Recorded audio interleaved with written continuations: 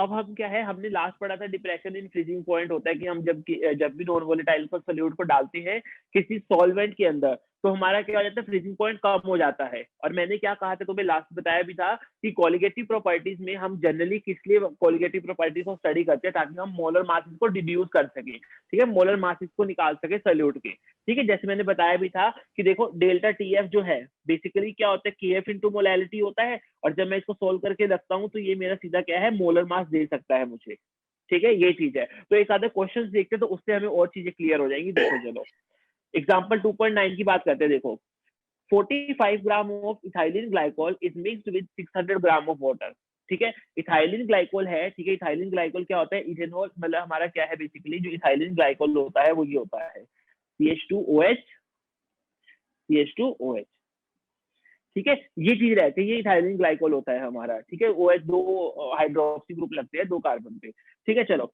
अब वो क्या कह रहा है, 45 ग्राम ऑफ इथाइलिन ग्लाइकोल है, उसको हमने 600 ग्राम ऑफ वाटर के साथ मिक्स किया। अब वो कह रहे हैं calculate the freezing point depression and freezing point of the solution, ठीक है। मतलब एक तो वो क्या पूछ रहा है हमसे, फ्रीजिंग पॉइंट डिप्रेशन पूछ रहा है, यानी एक तो हमें वो क्या पूछ रहा है, डेल्टा टीएफ पूछ रहा है, ठीक है। और दूसरा क्या पूछ रहा है, फ्रीजिंग पॉइंट ऑफ सोल्यूशन भी पूछ रहा है वो हमसे, ठीक है। वो दोनों चीजें पूछ रहे हैं। चलो देखते हैं क्या दिया हुआ है। देखो अब करते हैं इस क्वेश्चन को। हमें मास ऑफ सोल्यूट दे रखा है, यानी मास ऑफ इथाइलिन ग्लाइकोल दे रखा है कितना, हमें मास ऑफ इथाइलिन ग्लाइकोल कितना दे रखा है, 45 ग्राम दे रखा है, ठीक है। मोलर मास की अगर मैं बात करूं इथाइलिन ग्लाइकोल की, तो वो मैं निकाल सकता हूँ। मोलर मास कैसे निकाल सकता हूँ, फॉर्मूला क्या है, C2H6O2। तो कितना हो गया, कार्बन का 12 into 2 plus 6 into 1 plus oxygen कितना 16 इंटू 2, ये चीज आ गई। तो मैं अगर निकालूंगा 24 प्लस 6 प्लस 32, तो ये कितना आ गया हमारा 62 ग्राम पर मोल आ गया, ठीक है। तो इसका मेरे पास मोलर मास भी आ गया कितना, 62 ग्राम पर मोल आ गया, ठीक है, ये चीज हो गई। और मुझे क्या दे रखा है, मास दे रखा है किसका, सॉल्वेंट का, यानी वाटर का मास दे रखा है देखो 600 ग्राम, ठीक है, 600 ग्राम देखो दे रखा है। तो अब देखो अगर हम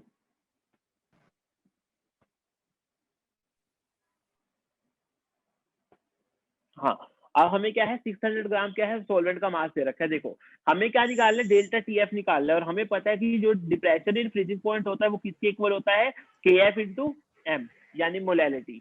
तो हमें यहाँ पे मोलैलिटी चाहिए, तो मोलैलिटी तो हमारे पास है कि नहीं है, मोलैलिटी क्या है, number of moles of solute divide by mass of solvent in KG, यही होता है, ठीक है। केजी में मास लेना है हमको, ठीक है। अब number of moles of solute कहाँ से आ जाएंगे, हमें मास पता है, हमें उसका मोलर मास पता है, तो number of moles of ethylene glycol ये तो हमारे कितने आ गए बेसिकली 45/62, ये आ गए हमारे मोल, ठीक है, ये आ गए हमारे 45/62। अब देखो मास ऑफ सॉल्वेंट कितना है, 600 ग्राम है, ठीक है। मास ऑफ सॉल्वेंट क्या है, 600 ग्राम है। तो अगर 600 ग्राम है तो इसको मैं केजी में कैसे कर सकता हूँ, डिवाइड बाय 1000 करके, ठीक है। ये कितना आ जाएगा 0.6 केजी आ जाएगा। तो मास ऑफ सॉल्वेंट भी मेरा कितना आ गया 0.6 आ गया, ठीक है, 0.6 केजी। तो यहाँ से मेरी जो क्या है मोलैलिटी निकल आएगी, यहाँ से मोलैलिटी आ गई। मुझे बस KF चाहिए, KF चाहिए तो मैं क्या है मोलैलिटी के साथ मल्टीप्लाई करके उसको डेल्टा TF निकाल सकता हूँ। अब देखो वाटर के केस में अगर हम बात करें जैसे कि KF जो रहता है ना हमारा, ठीक है, अगर मान लो वाटर के केस में अगर हमें KB या KF नहीं दे रखा हो तो हमें याद भी रख सकते हैं KB जो होता है वो 0.52 होता है, और जो KF होता है वो कितना होता है 1.86 होता है, ठीक है। ये केल्विन पर मोल केजी, ये भी केल्विन पर मोल केजी। मतलब वाटर का तुम एक्सपेक्ट मत करना कि वो दे भी सकता है या नहीं भी दे सकता है, उसके ऊपर डिपेंड है। लेकिन हाँ बाकी सॉल्वेंट का वो जरूर देगा, अगर कोई और सॉल्वेंट देता है वाटर के अलावा तो वो देगा उसका 100%। लेकिन वाटर का उसके ऊपर डिपेंड है कि वो दे भी सकता है या नहीं भी दे सकता। तो तुम्हें वाटर का केबी और KF याद होना चाहिए कि केबी 0.52 होता है, KF कितना होता है 1.86 होता है, ठीक है। तो यहाँ से हमारा क्या आ जाएगा, डेल्टा TF निकल के आ गया। डेल्टा TF कितना आ गया हमारा, KF इंटू मोलैलिटी। तो हमें KF भी पता है 1.86, हमें मोलैलिटी भी पता है कितनी, इसको सोल्व कर लेना, तो ये जो भी आंसर आएगा वो यहाँ पे आ जाएगा बेसिकली। दोनों चीजें आ गई, तो हमारा यहाँ पे क्या होगा, डेल्टा TF आ गया। तो फर्स्ट पार्ट हमारा हो गया। फर्स्ट पार्ट उसने क्या बोला था, फ्रीजिंग पॉइंट डिप्रेशन निकालो, ठीक है, तो जो हमारा डेल्टा टीएफ आया, मैं यहाँ से देख लेता हूँ वो कितना आया, बेसिकली 2.2 केल्विन आ गया।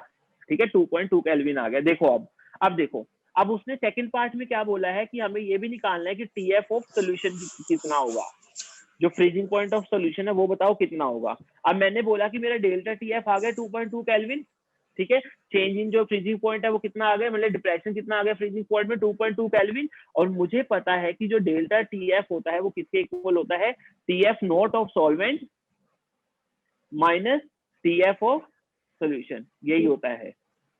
ठीक है, यानी freezing point of pure solvent minus freezing point of solution, ये मेरा क्या रहता है, डेल्टा टीएफ रहता है। तो अब डेल्टा टीएफ देखो कितना है, 2.2 है। अब सोलवेंट क्या है, यहाँ पे सोलवेंट क्या है, वाटर है। अब फ्रीजिंग पॉइंट ऑफ वाटर वो फिर से तुम्हें नहीं देगा, वो boiling point of water, freezing point of water तुम्हें नहीं देगा। तुम्हें याद रखना है कि बॉइलिंग पॉइंट ऑफ वाटर कितना होता है, 100 डिग्री सेल्सियस, और जो फ्रीजिंग पॉइंट होता है वाटर का वो कितना होता है, 0 डिग्री सेल्सियस। ये तुम्हें ध्यान रखना है, ठीक है, वाटर के लिए। ठीक है, वाटर के लिए ध्यान रखना है। तो अब तुम्हारा फ्रीजिंग पॉइंट ऑफ वाटर कितना हो गया, 0 डिग्री सेल्सियस हो गया। और अगर तुम्हें टीएफ ऑफ सोल्यूशन निकालना है, ठीक है, तो तुम्हारा टीएफ ऑफ सोल्यूशन क्या आ जाएगा, बेसिकली 0 डिग्री सेल्सियस माइनस 2.2। ठीक है, ये हमारा क्या हो जाएगा, बेसिकली वो हो जाएगा freezing point of the solution. ठीक है, यही चीज हुई। अब इन्होंने क्या कर रखा है, सर फ्रीजिंग पॉइंट डिप्रेशन वाला एक बोलो। कौन सा, डेल्टा टीएफ वाला या सोल्यूशन वाला? पहले वाला सर। हाँ, क्या क्या नहीं आया बेटा इसमें, समझ बताओ मुझे, क्या कहाँ दिक्कत आई है, पहले ये बताओ। केएफ की वैल्यू बताना एक बार। केएफ की बेटा मैंने बोला कि केबी और केएफ की वैल्यू जो होती है वैसे तो सॉल्वेंट के लिए दी होती है, क्वेश्चन में गिवन होगी कि हाँ भी बेंजीन के लिए केएफ ये रहता है, इसके लिए ये रहता है। लेकिन वाटर के केस पे वो क्या है, दे भी सकता है, नहीं भी दे सकता है। ठीक है, तो मैं बोल रहा था कि ये वाटर की वैल्यूज तुम याद रख लेना वाटर के लिए, कि वाटर के लिए जो केएफ है वो इतना 1.86 होता है, जो केबी की वैल्यू होती है वो 0.52 होती है, ताकि तुम इस एक्सप्रेशन में इसको यूज कर सको। मोलैलिटी तो तुमको पता चली गई यहाँ पे, ठीक है, केएफ यूज करके डेल्टा टीएफ आ जाएगा हमारा। ठीक है, ये चीज रहेगी। पर अगर कोई सोलवेंट नहीं गिवन हो तो हमारे को वाटर ही कंसीडर करना है। सोलवेंट का देखो, अगर सोलवेंट ऐसे कुछ पहले तो बात है गिवन होगा, लेकिन अगर सोलवेंट नहीं गिवन होता तो वो कुछ मेंशन करके देगा कि मैंने एक्वस सोल्यूशन लिया है, तो एक्वस का मतलब समझ जाओगे कि वाटर है वहां पे। ठीक है, ये चीज होगी। Okay sir.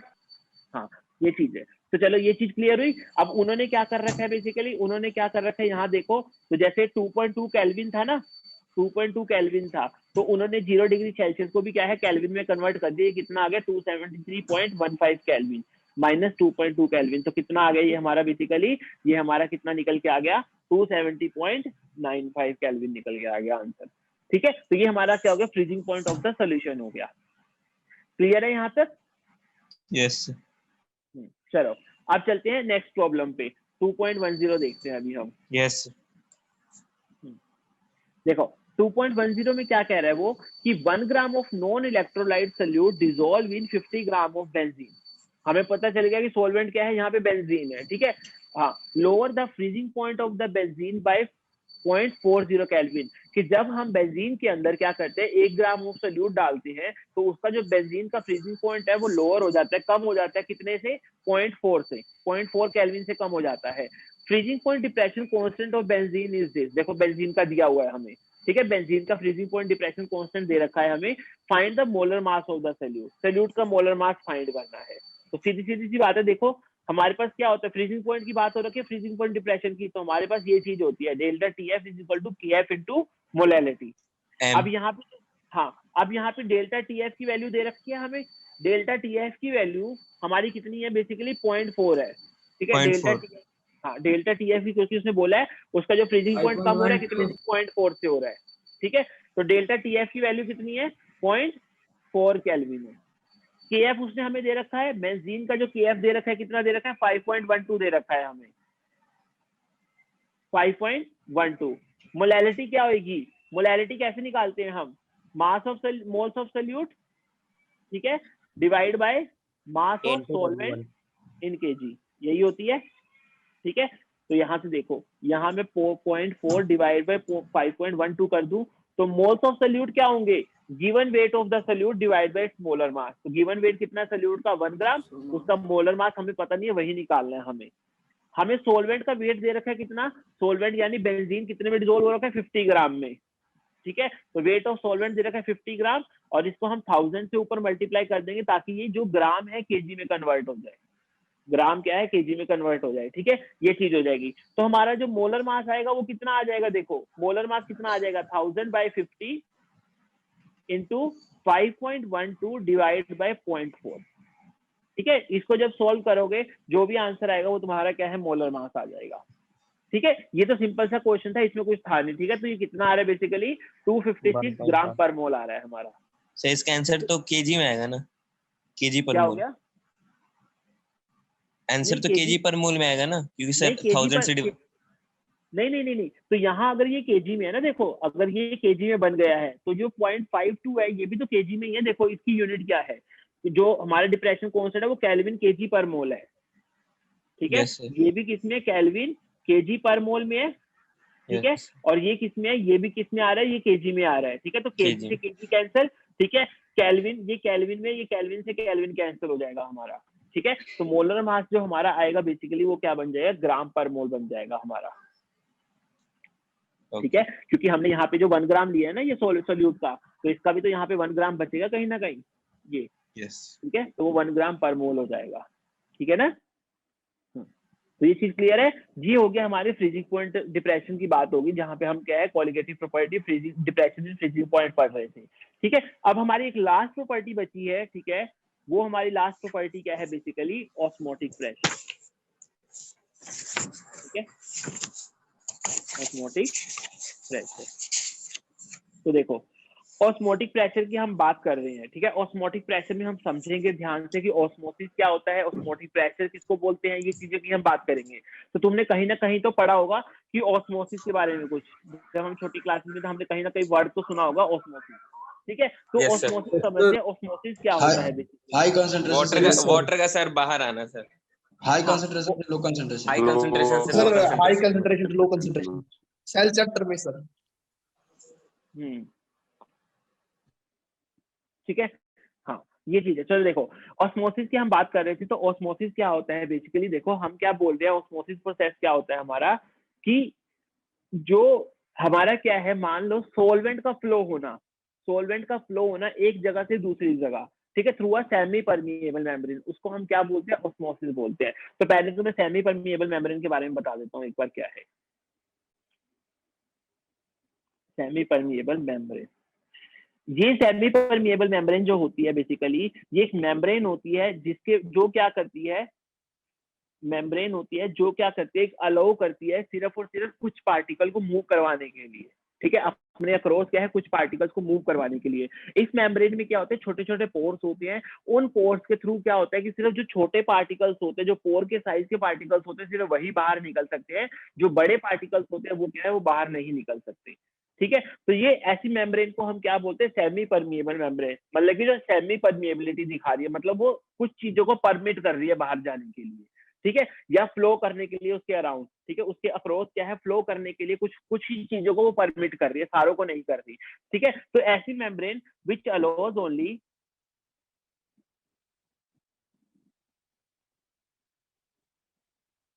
Smaller particles to move across it, ठीक है, मूव अक्रॉस इट, मतलब वो क्या करती है कि सिर्फ स्मॉलर पार्टिकल्स को क्या है अपने अक्रॉस क्या है मूवमेंट करवाने देती है, ठीक है। ऐसी मेम्ब्रेन को हम क्या बोलते हैं, सेमी परमिएबल मेम्ब्रेन, ठीक है, ये चीज हो गई, ठीक है, ये हमारी क्या होगी, सेमी परमिएबल मेम्ब्रेन हो गई, ठीक है, ये चीज हो गई हमारी। देखो अब ये जो स्मॉलर पार्टिकल्स होते हैं जनरली कौन होते हैं, सॉल्वेंट के पार्टिकल्स होते हैं जिनको ये अलाउ करती है, सॉल्वेंट के पार्टिकल्स होते हैं। सोल्यूट के पार्टिकल्स क्या होते हैं, बिगर होते हैं, वो क्या है इसके अक्रॉस मूव नहीं कर सकते। तो ऑस्मोसिस हम किसको बोलते हैं, ऑस्मोसिस हम इसी सॉल्वेंट के मॉलिक्यूल्स की मूवमेंट को बोल रहे हैं, ठीक है, इसी सॉल्वेंट के मॉलिक्यूल्स की मूवमेंट को across the semi permeable membrane, जो मूवमेंट हो रही है सॉल्वेंट मॉलिक्यूल्स की, उसको हम क्या कहते हैं, ऑस्मोसिस कहते हैं। अब ऑस्मोसिस होता कहां से कहां है, ऑब्वियस सी बात है, जैसे हीट कहां से कहां फ्लो करती है, हीट जहां ज्यादा है और जहां कम है हीट, तो ज्यादा से वो कम की तरफ फ्लो करती है। जैसे कि हम अगर बात करें, अगर हमारे पास एक गर्म बॉडी है और एक क्या है ठंडी बॉडी है, तो हीट कहां से कहां फ्लो करेगी, हमेशा गर्म से ठंडे की तरफ जाती है, तो ऐसे ही अगर सॉल्वेंट मॉलिक्यूल्स की बात करूं तो सॉल्वेंट मॉलिक्यूल्स भी वहां मूव करेंगे जहां सॉल्वेंट ज्यादा होगा, ठीक है, और जहां सॉल्वेंट ज्यादा होगा और जहां सॉल्वेंट कम होगा, सॉल्वेंट ज्यादा से सॉल्वेंट कम की तरफ क्या होगा हमारा, वो सॉल्वेंट मॉलिक्यूल्स फ्लो करेगा और उसको ही हम क्या बोलेंगे, ऑस्मोसिस बोलेंगे। ठीक है, ये चीज हो गई। तो अगर मुझे ऑस्मोसिस को डिफाइन करना हो कि ऑस्मोसिस क्या होता है, it is the movement of the solvent particles across semi permeable membrane, ठीक है, across SPM semi permeable membrane, ठीक है, from higher concentration of solvent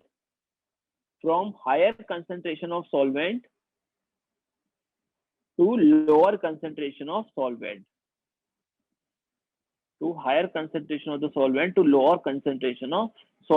इसी प्रोसेस को हम क्या बोलते हैं, ऑस्मोसिस बोलते हैं। मतलब देखो, अब इसी ऑस्मोसिस प्रोसेस को हम पढ़ते हैं कि जब हम एक सोल्यूशन की बात करते हैं, जब हम उसमें सॉल्यूट डाल देते हैं तो ऑस्मोसिस कैसे होता है वो हम बात कर रहे हैं। चलो देखो, मान लो मैंने क्या किया यहाँ पे,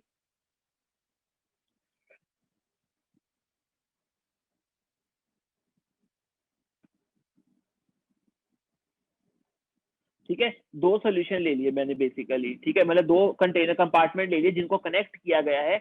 एक कंपार्टमेंट में मैंने क्या किया, बेसिकली सोल्यूशन रख दिया, ठीक है, एक कंपार्टमेंट में मैंने क्या किया, सोल्यूशन रख दिया, ये मेरा क्या आ गया, सोल्यूशन। ठीक है, एक कंपार्टमेंट में मैंने क्या किया, प्योर सॉल्वेंट रख दिया, ठीक है, ये मेरा एक कंपार्टमेंट में क्या आ गया, प्योर सॉल्वेंट आ गया। ठीक है, ये चीज हो गई। और इसको क्या है, मैंने बंद कर रखा है पिस्टन से, ये मेरा पिस्टन है जिससे मैंने इसको बंद कर रखा है, ठीक है, हाँ, इसके ऊपर वेट रखा हुआ मैंने, या सिंपली ऐसे वेट को छोड़ो। हाँ, अभी देख लेते हैं, पिस्टन है ये, ठीक है, ये पिस्टन है मेरे दोनों जिससे मैंने बंद कर रखा है, ठीक है। और ये जो मैंने बीच में लगा रखी है ये क्या है, सेमी परमिएबल मेम्ब्रेन। ठीक है, अब देखो, अब मैंने क्या किया, दो कंपार्टमेंट ले लिए, ठीक है, एक कंपार्टमेंट में हमने क्या किया, सॉल्वेंट डाल दिया प्योर, एक कंपार्टमेंट में क्या किया, हमें उसी सॉल्वेंट में सोल्यूट ऐड करके यानी सोल्यूशन डाल दिया, और उन दो कंपार्टमेंट को मैंने कनेक्ट कर दिया, ठीक है, और उसमें अंदर उनके बीच में क्या डिवाइड पार्टीशन कर दिया, through a semi permeable membrane मैंने क्या पार्टीशन कर दिया, ये चीज हो गई। ठीक है, अब देखो होगा क्या, अगर मैं प्योर सॉल्वेंट की बात करूं, यहाँ सिर्फ क्या है, सॉल्वेंट ही है और कुछ भी नहीं है, ठीक है, तो यहाँ सॉल्वेंट है। लेकिन सोल्यूशन की अगर मैं बात करूं तो इसमें क्या है, सोल्यूट और सॉल्वेंट दोनों है, तो अगर मैं बात करूं यहाँ पे दोनों केसेस में, तो सॉल्वेंट किधर वाली साइड ज्यादा है, सॉल्वेंट अगर देखूं तो लेफ्ट वाली साइड क्या है, सॉल्वेंट ज्यादा है, और राइट वाली साइड में सॉल्वेंट क्या है, कम है। ठीक है, राइट वाली साइड में क्या है, सॉल्वेंट कम है as compare to left side वाले में बात करूं। तो होगा क्या हमारा, बेसिकली हमारा क्या चीज होगी, हमारी सॉल्वेंट क्या करेगा, लेफ्ट से वो क्या है, राइट की तरफ मूव करेगा, वो लेफ्ट से क्या है, राइट की तरफ मूव करेगा through the process of osmosis. ठीक है, सोल्यूशन के केस में ये चीज होती है हमारी। ठीक है, ये चीज हो गई। तो मतलब हमने क्या बोला, ऑस्मोसिस प्रोसेस क्या होता है, सॉल्वेंट का मॉलिक्यूल का फ्लो होना होता है, सॉल्वेंट मॉलिक्यूल्स का फ्लो होना होता है through a semi permeable membrane. ठीक है, higher concentration of solvent to lower concentration of solvent. वही चीज हमने क्या किया, एक तरफ हमने क्या कर दिया, सॉल्वेंट रख दिया, एक तरफ हमने क्या कर दिया, सोल्यूशन रख दिया। अब सोल्यूशन में तो सोल्यूट भी ऐड होता है, तो सोल्यूट के हिसाब से सॉल्वेंट क्या है, कम हो जाएगा। अगर सोल्यूट आ रहा है तो सॉल्वेंट तो थोड़ा बहुत तो कम होगा ही ना, as compare to pure solvent में। तो होगा क्या, प्योर सॉल्वेंट से सीधा सीधा क्या होगा, सॉल्वेंट के मॉलिक्यूल सोल्यूशन की साइड क्या है, मूव करेंगे, और इसी प्रोसेस को हम क्या बोल देंगे, ऑस्मोसिस बोल देंगे। ठीक है, ये चीज हो गई। अब देखो, अब मान लो सॉल्वेंट के मॉलिक्यूल्स इधर से इधर फ्लो कर रहे हैं, लेफ्ट टू राइट फ्लो कर रहे हैं। ठीक है, अब मान लो मैंने क्या किया, अभी तक इन दोनों पिस्टन के ऊपर क्या है, कौन सा प्रेशर लग रहा था, एटमॉस्फेरिक प्रेशर लग रहा था, दोनों के ऊपर क्या है, एटमॉस्फेरिक प्रेशर लग रहा था।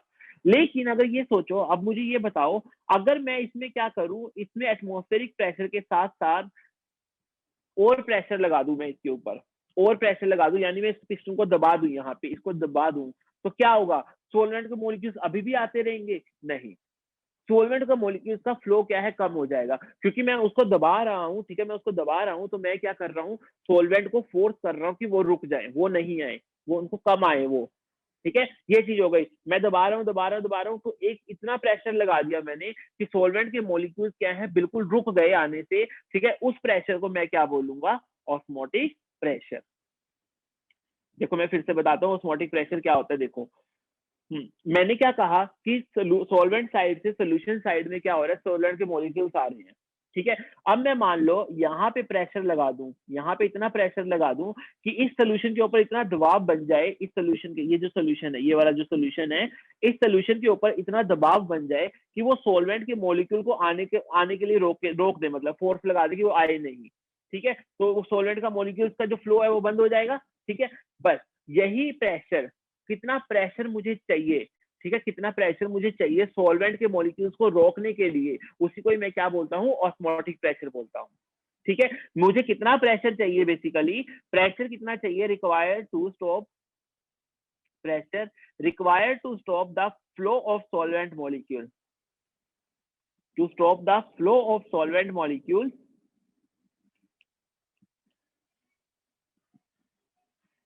to solution side is called osmotic pressure। ठीक है, ऑस्मोटिक प्रेशर, इसको हम किससे रिप्रेजेंट करते हैं, पाई से रिप्रेजेंट करते हैं। ठीक है, हाँ ये चीज क्लियर हो गई। ठीक है, ये चीज क्लियर हो गई। अब इसमें अगर कुछ डाउट है तो रुको एक मिनट। हाँ, इसमें कुछ डाउट है तो पूछ लो। सर जब प्रेशर बढ़ाएंगे तो मिक्स नहीं होगा सर? क्या कह रहे हो? तो जब प्रेशर बढ़ाएंगे तो मिक्स नहीं होगा? मिक्स क्यों होगा बेटा, बीच में सेमी परमिएबल मेम्ब्रेन लगी हुई है ना, वो सेमी परमिएबल, हाँ वो सेमी परमिएबल मेम्ब्रेन। सर दोनों साइड यार एक एक करके पूछो, सारे एक साथ मत पूछो। हाँ बोलो। सर दोनों साइड प्रेशर लगाएंगे या फिर सॉल्यूशन पर? नहीं, हमें सॉल्यूशन से, हमें सॉल्वेंट किधर आ रहा है, अगर हमने मान लो सॉल्वेंट साइड लगा दिया, फिर तो हम सॉल्वेंट को फोर्स कर रहे हैं ना आगे जाने के लिए। हमें सॉल्वेंट को रोकना है तो हमें सॉल्यूशन साइड ही लगाना पड़ेगा, सिर्फ हमें सॉल्यूशन साइड ही लगाना है। कितना प्रेशर हम सॉल्यूशन साइड लगाएं, ठीक है, कि उसमें क्या हो जाए, वो सॉल्वेंट को फ्लो को रोक सके। ठीक है, वो क्या है, ऑस्मोटिक प्रेशर होता है। सर उस समय भी तो ये सॉल्वेंट का ये ज्यादा ही होगा कंसंट्रेशन, तब भी तो मूव कर सकता है। किस टाइम पे? जब हम प्रेशर अप्लाई करेंगे ऊपर से। हाँ करेंगे, ठीक है, नहीं वो करता रहेगा, वो धीरे धीरे लेकिन कम होता रहेगा। मैंने थोड़ा प्रेशर लगाया वो थोड़ा कम हो गया, मैंने और प्रेशर लगाया वो और कम हो गया। एक टाइम पे मैंने इतना प्रेशर लगा दिया कि वो आ ही नहीं पा रहा है, वो आ ही नहीं पा रहा है उसके ऊपर। प्रेशर लगाने से इंटर पार्टिकल स्पेस खत्म हो गया। क्या प्रेशर लगाने से? सर सॉल्यूशन का जो इंटर पार्टिकल स्पेस था वो खत्म हो गया।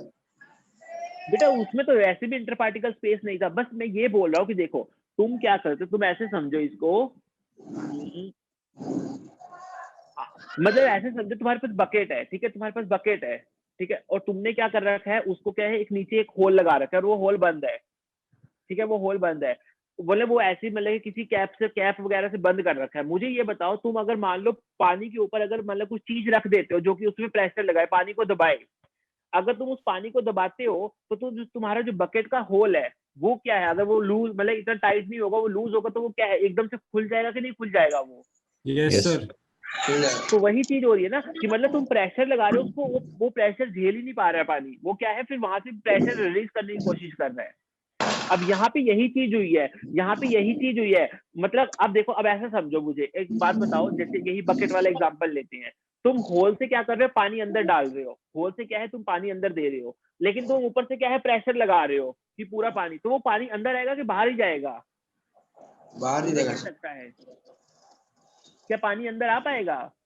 अरे ऐसा केस समझो, देखो ये मान लो मेरी बकेट है जैसे, ठीक है, मैंने यहाँ पे होल लगा रखा है, यहाँ पे ना पाइप लगा रखी है कोई, ठीक है, यहाँ पे पाइप लगा रखी है, ठीक है, और मैं यहाँ पे क्या कर रहा हूँ, कोई ऐसी चीज रख दूं जो इस पे प्रेशर भी लगा दिया पानी पे, और मैं यहाँ से पानी अंदर दे रहा हूँ और मैं प्रेशर अप्लाई करके पानी बाहर भेज रहा हूँ, तो देखो क्या होगा, मैं बहुत ज्यादा प्रेशर लगा रहा हूँ, मैं जहाँ बहुत ज्यादा प्रेशर लगा रहा हूँ तो क्या होगा, पानी अंदर तो नहीं आ पाएगा ना। मैं अगर बहुत ज्यादा प्रेशर लगा दूं तो पानी अंदर तो नहीं आ पाएगा ना, पानी बाहर ही निकलेगा, है ना। तो वही चीज सर, अब तो डिपेंड करेगा सर ना, प्रेशर कहाँ ज्यादा है।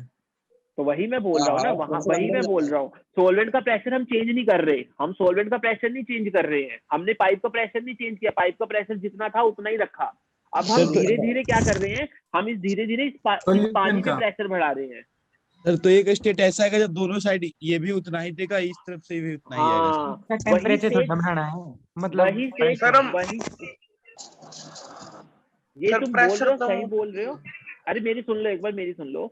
ये वही स्टेज है जो ऑस्मोटिक प्रेशर वाली है।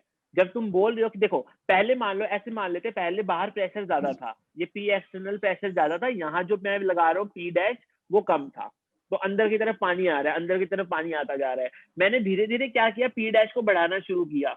अब पी डैश क्या है, एक स्टेज पे आके क्या होगा, पी एक्सटर्नल के इक्वल हो जाएगा। इसका मतलब क्या हो गया, ना तो पानी अब अंदर आ रहा है, ना ही पानी क्या है अब रुक गया बाहर सर। जा रहा है। रुक गया ना पानी। बस वही चीज समझ लो, यही कंडीशन किसकी हुई है, ऑस्मोटिक प्रेशर की हुई है। यही कंडीशन ऑस्मोटिक की है कि पहले सोलवेंट आराम से आ रहा था, लेकिन मैंने सोल्यूशन के ऊपर इतना फोर्स लगा दिया कि सोलवेंट ने आना बंद कर दिया। ठीक है, तो अब क्या हुआ, ऑस्मोट ये जो जितना प्रेशर एक्स्ट्रा मैंने लगाया, ठीक है, जितना प्रेशर लगाया मैंने उसको रोकने के लिए, वही मेरा क्या कहलाएगा, ऑस्मोटिक प्रेशर कहलाएगा। अब और तुम मान सर लो lower P dash, concentration pure solvent में है ना? एक मिनट वो भी बताता हूँ, पहले ये देखो, अगर मान लो तुम पी डैश जो है, अगर तुम बढ़ा दो पी एक्सटर्नल से, तो क्या होगा, तो क्या है, फिर वो बाहर निकलना शुरू हो जाएगा। ठीक है, तीन केस हो गए ना हमारे। देखो, पी एक्सटर्नल क्या है, अगर पी से कम होता, ठीक है, सॉरी, पी एक्सटर्नल क्या है, अगर ज्यादा होता पी डैश से, तो वो अंदर की तरफ आता। अगर पी एक्सटर्नल कम हो जाता तो वो बाहर की तरफ जाता। जब दोनों इक्वल हो जाते तो पानी कहीं नहीं मूव करता। ठीक है, ये चीज है, पानी कहीं नहीं मूव करता, ना वो अंदर आ रहा है ना वो बाहर जा रहा है। ठीक है, तो मतलब बेसिकली क्या हो गया, ये हमारा क्या हो गया, मतलब ऑस्मोटिक प्रेशर का केस हो गया। सेम यहाँ पे भी यही हुआ कि हमारा पहले क्या हो रहा था, सोलवेंट मॉलिक्यूल इधर से इधर की तरफ फ्लो कर रहा था, लेकिन मैंने इस पे प्रेशर बढ़ाया, सोल्यूशन साइड पे मैंने प्रेशर बढ़ाया, और वो प्रेशर इतना बढ़ा दिया कि अब सोलवेंट का मॉलिक्यूल का फ्लो रुक गया। वो रुक गया, उसको मैंने क्या बोला, ऑस्मोटिक प्रेशर बोला। सर अगर दोनों पे सर ये एटमॉस्फेयर तो इक्विलिब्रियम स्टेट होगा, इक्विलिब्रियम स्टेट वाला प्रेशर ना वो कहलाएगा सर। कौन सर सा? अगर दोनों पे एटमॉस्फेरिक प्रेशर रहेगा तो भी रुक जाएगा सर। नहीं, दोनों पे एटमॉस्फेरिक एटमोस्फेरिक क्यों लगेगा, नहीं दोनों पे एटमोस्फेरिक अरे क्यों लगेगा, एस्मोटिक प्रेशर तो हम उस पे लगा रहे हैं ना, मतलब जो सोलवेंट का है, जब भी तो रुक रहा है सर, प्रेशर उधर जाने से रुक रहा है। सोल्यूशन पे लगा रहे हैं ना, सोल्यूशन साइड पे। सर एटमॉस्फेरिक तो दोनों पे लगेगा। हाँ, तो एटमोस्फेरिक तो दोनों पे लगेगा, क्या दिक्कत होगी, लगने दो। सर सर दोनों फिर ऑस्मोटिक सोलवेंट पे लग रहा है, जब भी तो फ्लो सोलवेंट का रुक रहा है सर। अरे तो सोल्यूशन पे लग रहा है ना, सोल्यूशन के अंदर ऑटोमेटिकली वो सोलवेंट भी लग रहा है बेसिकली। हम तो सोल्यूशन बोलेंगे ना, क्योंकि हम तो वहाँ सोल्यूशन ले रहे हैं, हम प्योर सोलवेंट थोड़ी ले रहे हैं वहाँ पे। हम तो सोल्यूशन ही नाम देंगे ना, वो तो ऑटोमेटिकली हम समझ गए कि लग तो इनडायरेक्टली वो वहीं पे ही रहा है, लेकिन हम तो सोल्यूशन बोलेंगे ना उसको। ठीक है, तो ये हमारा क्या हो गया, ऑस्मोटिक प्रेशर का केस हो गया। क्लियर है अब तो? Yes sir. यस चलो, सर।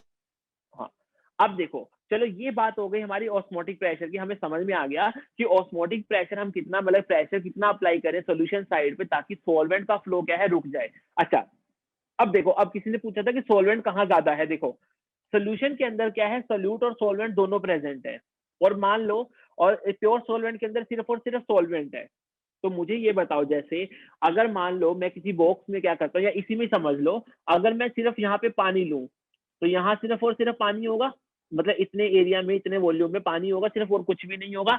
और जब मैंने मान लो यहाँ सोल्यूशन ले लिया, तो कुछ स्पेस तो सोल्यूट भी तो वो कर रहा होगा ऑक्यूपाई, कुछ स्पेस तो सोल्यूट भी तो ऑक्यूपाई कर रहा होगा। तो सोलवेंट उसके कंपैरिजन में, सोलवेंट की केस के कंपैरिजन में, अब सोल्यूशन में सोलवेंट कम हो जाएगा कि नहीं हो जाएगा, वो अब कम हो जाएगा। तो मतलब सोलवेंट कम कहाँ है, सोल्यूशन साइड पे कम है, और प्योर सोलवेंट में सिर्फ सोलवेंट है तो वहां ज्यादा होगा। तो कहाँ से कहाँ फ्लो होगा, सोलवेंट से सोल्यूशन की साइड पे होगा, सोलवेंट से सोल्यूशन की साइड पे क्या होगा, हमारा फ्लो होगा। देखो, ये जो फ्लो है ना, हम दो तरीकों से बता सकते हैं, कंफ्यूज मत होना कहीं तुम्हें ऐसे। देखो, सोलवेंट का फ्लो अगर हमें बताना हो तो हम कैसे बता सकते हैं, high concentration of solvent, high concentration of solvent to low concentration of solvent. ठीक है, to low concentration of solvent, इसको मैं रब कर रहा हूँ अभी। ठीक है, ये चीज ठीक है, चलो, high concentration of solvent to low concentration of solvent, समझ में आ गया। जहां सॉल्वेंट, हाँ, जो सॉल्वेंट ज्यादा होगा हाई कंसंट्रेशन, ठीक है अभी। हाँ देखो, सॉल्वेंट अगर हाई कंसंट्रेशन है किसी, कहीं कहीं सॉल्वेंट हाई कंसंट्रेशन में, तो वो क्या है, लो कंसंट्रेशन ऑफ सॉल्वेंट में जाएगा। अब देखो, अगर मैं इस चीज को ऐसे देखना शुरू कर दूं,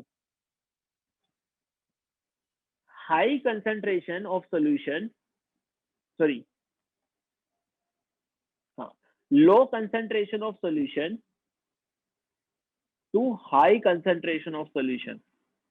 अब तुम इसमें कंफ्यूज मत हो जाना कि ये क्या हो गया। अभी तो आपने बोला था कि हाई कंसंट्रेशन से लो कंसंट्रेशन पे जाते हैं, तुमने ये चीज तो देख ली तुमने कि लोग high concentration of solvent to low concentration of solvent जाते हैं, ये सही है बिल्कुल तुमने। लेकिन सेकंड केस में ये नहीं देखा कि मैंने यहाँ सॉल्वेंट की जगह सोल्यूशन लिख दिया। अब सॉल्वेंट की जगह मैंने क्या कर दिया, सोल्यूशन लिख दिया। अब high concentration of solvent solution का मतलब क्या हुआ कि सोल्यूट ज्यादा है, ठीक है। हाई कंसंट्रेशन ऑफ सोल्यूशन का मतलब क्या हुआ कि सोल्यूट ज्यादा है, सॉल्वेंट कम है। यही तो होता है ना जब डाइल्यूशन करते हैं, याद करो कि डाइल्यूशन करने पे हम क्या करते हैं, डाइल्यूट सोल्यूशन बनाते हैं जब हमारा क्या है, सॉल्वेंट ज्यादा होता है। कंसंट्रेटेड सोल्यूशन में क्या होता है कि हमारा सोल्यूट ज्यादा होता है, सॉल्वेंट कम होता है, मतलब सॉल्वेंट कम होता है as compare to dilute solution में।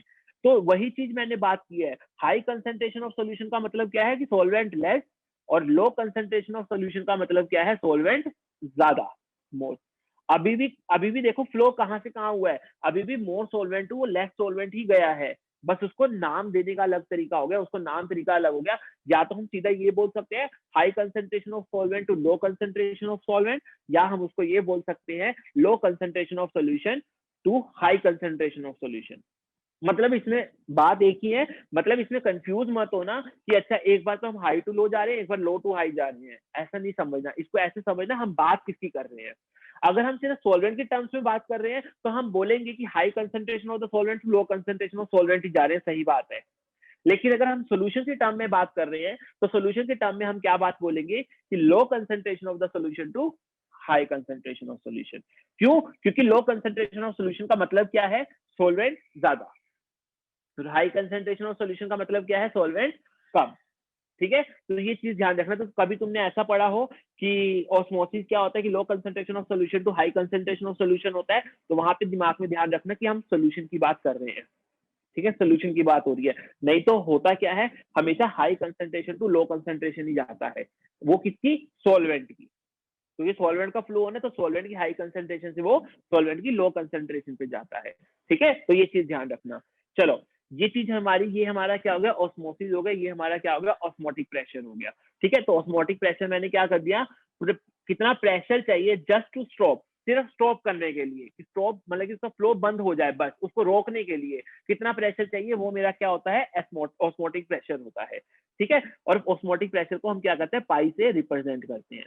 अब देखो जब मैंने एक्सपेरिमेंटली ऑस्मोटिक प्रेशर के बारे में पढ़ा, तो जो ऑस्मोटिक प्रेशर है मेरा, वो किसके प्रोपोर्शनल निकल के आया, वो किसके प्रोपोर्शनल निकल के आया, वो कंसंट्रेशन के प्रोपोर्शनल निकल के आया, कंसंट्रेशन ऑफ सोल्यूशन, ठीक है। जैसे वहां पे क्या हुआ था, मोलैलिटी में निकल के आया था ना, यहाँ कंसंट्रेशन ऑफ सोल्यूशन यानी मोलैलिटी में निकल के आया, ठीक है। और मुझे क्या पता चला, जो ये है, जो ऑस्मोटिक प्रेशर है वो मेरा टेम्परेचर पे भी डिपेंड करता है। टेम्परेचर के भी वो क्या है, डायरेक्टली प्रोपोर्शनल है। टेम्परेचर बढ़ाओगे तो ऑस्मोटिक प्रेशर क्या है, तुम्हारा बढ़ेगा, ठीक है। ये चीज हो जाएगी। तो वो क्या है, टेम्परेचर पे भी डिपेंड करता है। कंसंट्रेशन का मैं बता देता हूँ, देखो जरा कैसे, वो भी बताता हूँ। चलो पहले मैं इनको, अगर मैं इन दोनों को कंबाइन कर दूं तो क्या लिख सकता हूँ, pi is proportional to C T हो जाएगा, और प्रोपोर्शनैलिटी साइन जब हटाता हूँ तो एक कांस्टेंट लग जाता है, जो क्या होता है, आर होता है। आर इज द, जो हमने गैस कांस्टेंट पढ़ा था ना, वो चीज है, ठीक है। तो ये मेरा क्या आ गया, pi is equal to C R T आ गया, जहां पे pi is the osmotic pressure, C is the concentration of solution, R is the gas constant, T is the temperature, ठीक है। तो ये चीज हो गई मेरी, ठीक है। ये मेरी क्या कहलाती है, वांट ऑफ इक्वेशन कहलाती है, वांट ऑफ इक्वेशन। देखो कैसे, पाई क्या है, प्रेशर है। देखो अब इसको ना आइडियल गैस की तरह थोड़ा देखते, देखो पाई क्या है, प्रेशर है। कंसंट्रेशन क्या हो जाएगी, number of moles of solute divide by volume, RT. तो ये अगर मैं वी को इधर ले जाऊं तो pi V is equal to NRT. ये चीज होगी कि नहीं हो गई। और यही चीज क्या आइडियल गैस को रिजेंबल नहीं कर रही, वहां पे क्या होता था, PV is equal to NRT. बस यहाँ पे ये सोल्यूशन में है तो हमने पी की जगह क्या कर दिया, ऑस्मोटिक प्रेशर ले लिया, pi V is equal to NRT, है ना। ये चीज क्लियर हो गई। चलो तो ये चीज क्या है, बेसिकली इसको ही हम क्या बोलते हैं, वांट ऑफ इक्वेशन बोलते हैं ये हमारी, ठीक है। ये हमारा ऑस्मोटिक प्रेशर हो गया। अब ये कोलिगेटिव प्रॉपर्टी कैसे है, कोलिगेटिव प्रॉपर्टी क्या कहती है, सोल्यूट पे डिपेंड करती है। कोलिगेटिव प्रॉपर्टी क्या है, सोल्यूट पे डिपेंड करती है। देखो कैसे करिए, अब इसको ध्यान से समझना। यहाँ लिख रहा हूं मैं साइड में, देखना जरा एक बार। अब एक एक स्टेप करके चलेंगे। देखो, अगर सल्यूट ज्यादा, सोलवेंट कम, होगा। अगर सल्यूट ज्यादा तो सोलवेंट कम होगा। मैं सोल्यूशन की बात कर रहा हूँ अभी, सोल्यूशन में ये। तो फ्लो ऑफ सोलवेंट, जो फ्लो ऑफ सोलवेंट होगा सोलवेंट साइड से, वो ज्यादा होगा कि नहीं होगा? वो ज्यादा होगा हमारा। अगर फ्लो ऑफ सोलवेंट ज्यादा है तो ऑब्वियस ही बात है, ज्यादा प्रेशर लगाना पड़ेगा उसको रोकने के लिए, रोकने के लिए। तो क्या मेरा ऑस्मोटिक प्रेशर ज्यादा हो जाएगा कि नहीं हो जाएगा? ऑस्मोटिक प्रेशर ज्यादा हो जाएगा। तो देखो यहाँ पे सल्यूट बढ़ा तो ऑस्मोटिक प्रेशर क्या हो गया? बढ़ गया। ये चीज समझ में आई? ऐसे समझो कि सोल्यूशन में क्या है, सल्यूट और सॉल्वेंट दोनों होते हैं। अगर मैंने सल्यूट ज्यादा कर दिया अमाउंट में तो ऑब्वियस ही बात है सॉल्वेंट और कम हो जाएगा। सॉल्वेंट कम हो गया तो सॉल्वेंट जो दूसरी साइड से आना है, प्योर सॉल्वेंट की साइड से ज्यादा आएगा। अब वो जब ज्यादा से ज्यादा आएगा तो ऊपर प्रेशर भी तो ज्यादा लगेगा ना उसको रोकने के लिए, ठीक है? उसको प्रेशर भी तो ज्यादा लगेगा रोकने के लिए। तो प्रेशर अगर ज्यादा लग रहा है तो मतलब क्यों बढ़ गया? क्योंकि सल्यूट की कंसंट्रेशन बढ़ गई, सल्यूट का अमाउंट बढ़ गया, ठीक है? तो इसलिए ये मेरी क्या है, क्वालिटेटिव प्रॉपर्टी होती है जो सल्यूट पे डिपेंड करती है, यानी सल्यूट के अमाउंट पे डिपेंड करती है, ठीक है? इसलिए ये हमारी क्या है, क्वालिटेटिव प्रॉपर्टी होती है। ये हमारा होता है ऑस्मोटिक प्रेशर। चलो मैं बताता हूँ, दोबारा बता देता हूँ। देखो मतलब कि देखो, इधर सॉल्वेंट माना, इधर सोल्यूशन माना, ठीक है? मान लो अभी क्या है, पानी आ रहा था यहाँ से, सॉल्वेंट इधर की तरफ से इधर फ्लो कर रहा था। मैंने क्या बोला, यहाँ पे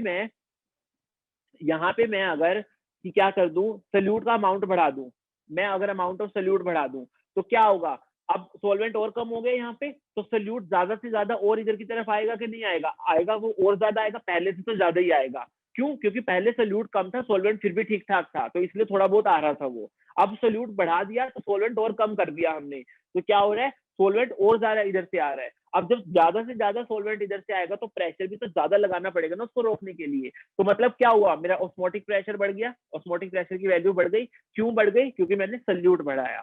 तो इसलिए जो ऑस्मोटिक प्रेशर है वो किस पे डिपेंड कर रहा है? अमाउंट ऑफ सल्यूट पे डिपेंड कर रहा है। इसलिए ये क्या है, जो ऑस्मोटिक प्रेशर होते हैं क्वालिटेटिव प्रॉपर्टी होती है हमारी, ठीक है? ये चीज क्लियर है?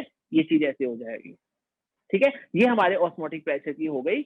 हाँ चलो, हमें ये ध्यान रखनी है, ये इक्वेशन हो गई जैसे, ठीक है? Pi is equal to CRT याद रख लो, pi V is equal to NRT, जैसे तुम्हारी सही इच्छा है, ठीक है? ये चीज होगा। अब हम ऑस्मोटिक प्रेशर को लेके, हम ऑस्मोसिस को लेके कुछ चीजें देखते हैं, ठीक है? सबसे पहले तो अगर मैं बात करता हूँ इसके एडवांटेजेस की,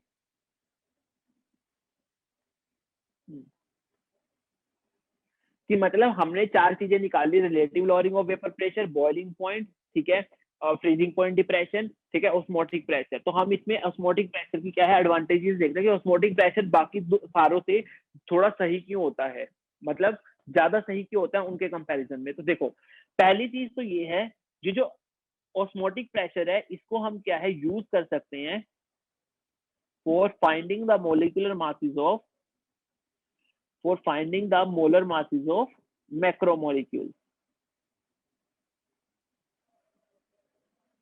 Molar masses of macromolecules. Macromolecules like proteins हो गए, ठीक है? जो बड़े बड़े मॉलिक्यूल्स होते हैं, लाइक प्रोटीन्स हो गए, पॉलीमर्स हो गए, ठीक है? उनके लिए हम क्या है, इसको क्या है, यूज कर सकते हैं मासेस को फाइंड करने के लिए, ठीक है? ये चीज होती है हमारी। दूसरी इसकी एडवांटेज क्या होती है कि यहाँ जो मेजरमेंट होती है ऑस्मोटिक प्रेशर की, वो अराउंड क्या है, रूम टेम्परेचर होती है, इज अराउंड रूम टेम्परेचर। दूसरी एडवांटेज ये हो गई। अभी मैं सारी बताऊंगा कैसे एडवांटेज है कैसे नहीं। तीसरी एडवांटेज क्या है कि ऑस्मोटिक प्रेशर की जो वैल्यू है, ऑस्मोटिक प्रेशर की जो वैल्यू है is high even for dilute solution, even for dilute, very dilute solution, ठीक है? ये चीज हो गई हमारी, ठीक है? ये मेरी क्या है, ऑस्मोटिक प्रेशर की एडवांटेज हो गई। चलो देखो कैसे, अब इनको देखते हैं कैसे कैसे एडवांटेज है। देखो, सबसे पहले तो हमने बोला कि ये एडवांटेजेस क्यों होता है इतना, क्योंकि ये मैक्रोमोलिक्यूल्स के मोलर मासेस को फाइंड करने में बहुत हेल्प करता है। कैसे? क्योंकि देखो, मैंने क्या बोला, इसकी जो मेजरमेंट होती है ऑस्मोटिक प्रेशर की, वो क्या होती है, अराउंड द रूम टेम्परेचर होती है। यानी हमें रूम टेम्परेचर से ज्यादा टेम्परेचर नहीं करना पड़ता, हम रूम टेम्परेचर पे भी ऑस्मोटिक प्रेशर को मेजर कर सकते हैं आराम से। लेकिन अब तुम देखो एलिवेशन इन बॉइलिंग पॉइंट में या freezing in boiling, depression in freezing point में, उसमें क्या करना होता है, या तो तुम्हें टेम्परेचर बढ़ाना पड़ता है, या बॉइलिंग पॉइंट में कब है टेम्परेचर बढ़ा के लेके जाना पड़ता है, फ्रीजिंग पॉइंट में क्या करना पड़ता है, तुम्हें टेम्परेचर कम करना पड़ता है।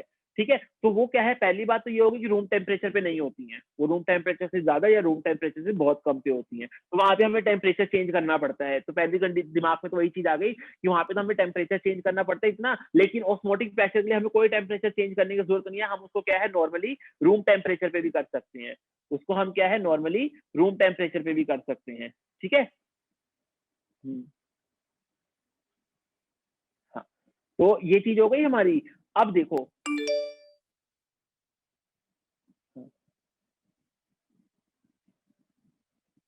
चलो, तो हम उसको क्या है रूम टेम्परेचर पे भी कर सकते हैं, पहली एडवांटेज तो यही हो गई, एडवांटेज ये हो गई हमारी। ठीक है, ये चीज है। अब देखो दूसरी चीज क्या है, हमने क्या बोला, जैसे मैक्रोमोलिक्यूल्स के लिए हम करते हैं, ठीक है, मैक्रोमोलिक्यूल्स के लिए अगर मोलर मासेस फाइंड करने उनके, तो हम क्या है ऑस्मोटिक प्रेशर का ज्यादा यूज करते हैं। क्यों? क्योंकि मैंने वही चीज बताई कि अगर हम बाकी प्रॉपर्टीज यूज करते हैं तो हमें क्या है टेम्परेचर बढ़ाना या कम करना पड़ता है, और हमें पता है कि जो प्रोटीन्स वगैरह होते हैं, ये जो पॉलीमर्स वगैरह होते हैं, ये हाई, वेरी हाई या वेरी लो टेम्परेचर पे, वेरी हाई या वेरी लो टेम्परेचर पे ये क्या होता है हमारा, ठीक है, वेरी हाई या वेरी लो टेम्परेचर पे ये क्या होते हैं, मतलब कि प्रोटीन के स्ट्रक्चर्स में गड़बड़ी आ जाती है। जैसे तुमने डीनेचुरेशन ऑफ प्रोटीन्स कभी पढ़ा हो, तुमने देखा कि हम उसको अगर हाई टेम्परेचर पे ले जाएं तो प्रोटीन्स का क्या है डीनेचुरेशन हो जाता है, उनका स्ट्रक्चर ही चेंज हो जाता है। तो यहाँ पे भी यही चीज है कि मतलब अगर हम मान लो इसको बॉइलिंग पॉइंट और फ्रीजिंग पॉइंट से करते हैं तो हमें इनको हाई या लो टेम्परेचर पे लेके जाना पड़ेगा, और उस चीज में क्या हो सकता है, प्रोटीन के जो स्ट्रक्चर्स हैं वो खराब हो सकते हैं। ठीक है, प्रोटीन जो है वो अनस्टेबल हो सकता है बेसिकली, तो वो फिर क्या है जो हमें एक्सपेक्टेड होंगी वो रिजल्ट नहीं देंगे फिर उसकी वजह से। ठीक है, इसलिए हम क्या है, ये हमारे ऑस्मोटिक प्रेशर हमारा क्या है यूजफुल होता है किसके लिए, मैक्रोमोलिक्यूल्स के मोलर मासेस को फाइंड करने के लिए। ठीक है, ये चीज हो गई। थर्ड कंडीशन क्या है, थर्ड एडवांटेज क्या है, अगर तुम क्वेश्चंस को देखो, अगर तुम क्वेश्चंस को देखो, जैसे फ्रीजिंग पॉइंट के क्वेश्चन को देख रहे हो अगर तुम, ठीक है, अगर तुम बॉइलिंग पॉइंट के क्वेश्चन से देखो तो तुमने ये देखा होगा कि उनकी जो वैल्यू होती है ना, सोल्यूट ऐड करने से मतलब ज्यादा चेंज नहीं होती है, मतलब वो कुछ मान लो बहुत ही कम होती है। जैसे मैंने ये फ्रीजिंग पॉइंट का देखा था, देखो फ्रीजिंग पॉइंट में अगर तुम देखो तो वैल्यू कितनी है, 2.2 केल्विन है। ठीक है, अगर मैं इसको मान लो कितने से करूं, इसको मैं अगर मान लो हाँ, मतलब ये कहना चाह रहा हूँ, अगर मैं इसको क्या करूं, मतलब कि देखूं सेल्सियस में भी बहुत कम वैल्यू से वो डिप्रेशन आ रहा है, मतलब 2.2 केल्विन से बहुत कम वैल्यू हो गई।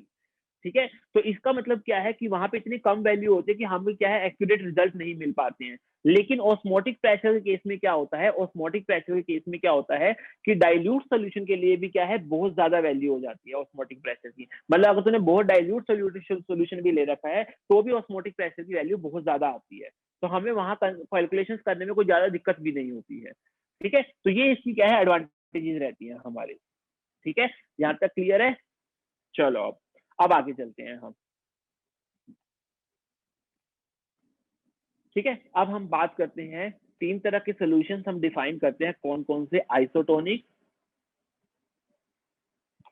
ठीक है, हाइपरटोनिक और हाइपोटोनिक।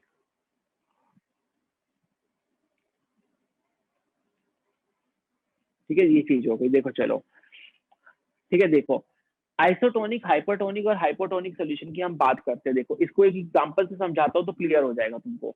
देखो जैसे अगर मैं अपना ब्लड सेल लूं, ठीक है, अगर मैं मान लो ब्लड सेल ले रहा हूँ, ब्लड सेल के अंदर क्या है, ठीक है, कुछ ना कुछ कंसंट्रेशन होती है, वो जो कंसंट्रेशन होती है, जो भी उसके अंदर आयंस होते हैं, ठीक है, जो भी उसके अंदर वाटर पड़ा हुआ है, उससे कुछ क्या है कंसंट्रेशन बनती है, और वो जो कंसंट्रेशन होती है वो किसके इक्विवेलेंट होती है, वो 0.9% NaCl के इक्विवेलेंट होती है। ठीक है, मतलब अंदर जो कंसंट्रेशन होती है ना बेसिकली वो किसके इक्विवेलेंट रहती है, 0.9% NaCl के इक्विवेलेंट रहती है मास बाय वॉल्यूम परसेंटेज के। ठीक है, ये चीज होती है 0.9% NaCl की जैसी होती है वो। ठीक है, मतलब अंदर जो कंसंट्रेशन होती है वो 0.9% NaCl की जितनी होती है ना उतनी कंसंट्रेशन अंदर होती है ये। ठीक है, अब देखो ये मेरा ब्लड सेल की बात कर रहा हूँ मैं यहाँ पे। अब देखो अगर मैं क्या करूं, इस ब्लड सेल को उठा के उसमें रख दूं कंटेनर में, ठीक है, और उस कंटेनर में क्या करूं, देखो यहाँ पे कितनी कंसंट्रेशन है, 0.9% NaCl है, ठीक है, ब्लड सेल के अंदर। उस ब्लड सेल को अंदर क्या कर दिया मैंने, उसको क्या रख दिया, NaCl के सोल्यूशन में रख दिया, NaCl के सोल्यूशन में रख दिया।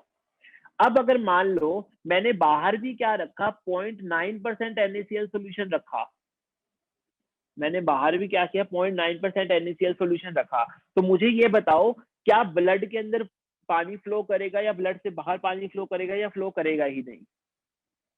मतलब यहाँ ऑस्मोसिस होगा या नहीं होगा, यहाँ ऑस्मोसिस बिल्कुल नहीं होगा, बिल्कुल सही, ठीक है। क्यों? क्योंकि अंदर भी कंसंट्रेशन उतनी है, बाहर भी कंसंट्रेशन उतनी है, मतलब अंदर भी सोलवेंट जितना है उतना ही बाहर सोलवेंट है, तो इसका मतलब ये क्या होगा, यहाँ पे ऑस्मोसिस नहीं होगा, ठीक है। तो ऐसे सॉल्यूशंस को हम क्या बोलते हैं, आइसोटोनिक सॉल्यूशन बोलते हैं, ठीक है, आइसोटोनिक सॉल्यूशन, ठीक है, जिनमें क्या हो, two solutions having same concentration, two solution having same concentration, ऐसे सॉल्यूशंस को हम क्या बोलते हैं, आइसोटोनिक सॉल्यूशन बोलते हैं, ठीक है, आइसोटोनिक सॉल्यूशन बोलते हैं हम, ठीक है। और इसमें क्या होता है, आइसोटोनिक सॉल्यूशन में केस में क्या होता है, नो ऑस्मोसिस, ठीक है, इनमें क्या है, कोई ऑस्मोसिस का प्रोसेस नहीं होता है, ठीक है, इनमें क्या है, कोई ऑस्मोसिस का प्रोसेस नहीं होता है। और तीसरी चीज, अगर दोनों में कंसंट्रेशन सेम है, ब्लड सेल के अंदर भी और बाहर भी कंसंट्रेशन सेम है, ठीक है, मतलब दोनों का टेम्परेचर भी हमने माना है कि सेम है, तो क्या दोनों का ऑस्मोटिक प्रेशर भी सेम होगा कि नहीं होगा, यस, दोनों का ऑस्मोटिक प्रेशर भी क्या होगा, सेम होगा।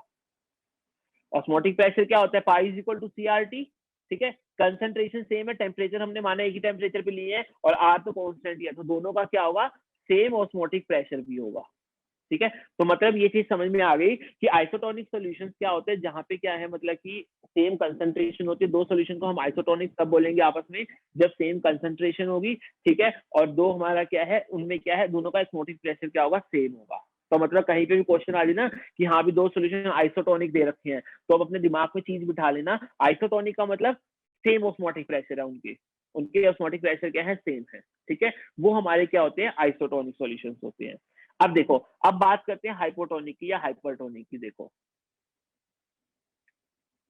मैंने फिर से दूसरा केस ले रहा हूं, मैंने फिर से NaCl सोल्यूशन लिया बाहर, ठीक है, Na सोल्यूशन लिया, अंदर मैंने क्या है, एक ब्लड सेल रख दिया, ठीक है, जिसके अंदर क्या है, 0.9% NaCl है, ठीक है। चलो देखो, अब मैंने जो बाहर सोल्यूशन रखा है NaCl, ठीक है, उसकी कंसंट्रेशन क्या कर दी मैंने, 0.9% NaCl से ज्यादा कर दी, 0.9% NaCl से ज्यादा कर दी।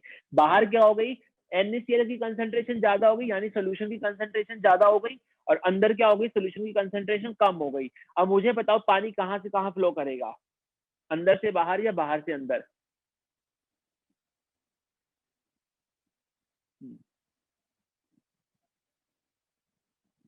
हाँ, श्रिंक तो कर जाएगा बेटा, ठीक है, मुझे ये तो बताओ, मतलब पानी कहां से कहां फ्लो करेगा, इनटू आउट, सही बात है, बिल्कुल, वो अंदर से बाहर की तरफ मूव करेगा, अंदर से बाहर की तरफ करेगा। देखो बेटा क्यों, यहाँ मैंने क्या बोला कि हमने क्या बोला था, यहाँ पे ध्यान दो, हमने ये चीज बोली थी कि अगर सोल्यूशन की टर्म में बात कर रहे हो ना तुम, तो सोल्यूशन में ये ध्यान रखना, लो कंसंट्रेशन से हाई कंसंट्रेशन ऑफ सोल्यूशन पे जाता है पानी, ठीक है। तो यहाँ पे सॉल्वेंट जो होता है, यहाँ पे मैंने क्या बोला, कंसंट्रेशन कितनी थी, 0.9% थी सोल्यूशन की कंसंट्रेशन, 0.9%, बाहर मैंने क्या कर दी, 0.9% से ज्यादा कर दी, तो यहाँ ये लो कंसंट्रेशन होगी सोल्यूशन की, यहाँ हाई कंसंट्रेशन होगी सोल्यूशन की। अब पानी कहां से कहा जाएगा, या सॉल्वेंट कहां से कहा जाएगा, बेसिकली सेल से बाहर की तरफ आएगा, ठीक है, यानी क्या हो जाएगा, सेल से बाहर की तरफ आएगा, ठीक है, यानी ऑस्मोसिस तो होगा, और ऑस्मोसिस के कारण क्या होगा, सेल हमारा क्या कर जाएगा, श्रिंक कर जाएगा, क्योंकि उसमें से क्या है, पानी बाहर आ गया, वो श्रिंक कर गया हमारा।